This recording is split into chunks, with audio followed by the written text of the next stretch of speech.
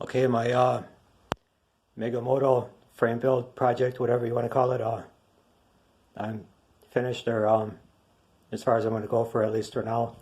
I got the engine to fit.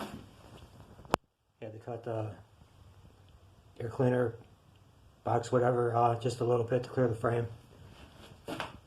But I got the engine to fit.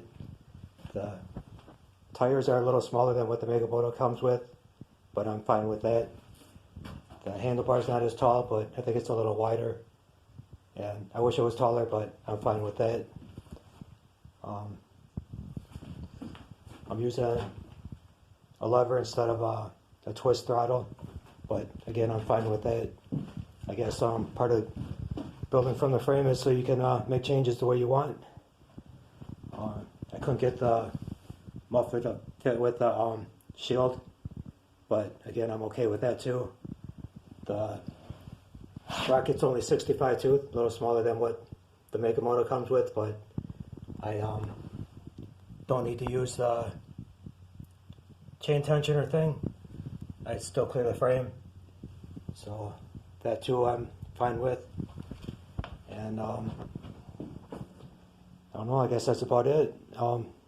There's still snow outside, so I can't really take it for a ride right now. I don't really want to, but yeah, I'd say it's done, and I'm happy with it. And I guess that's all that really matters now. I just hope it runs decent, you know, with the gearing and everything, but I'm sure it will. Other people have done it. I guess that's it. It's finally finished. Not sure what I'm going to do next. Maybe paint this frame and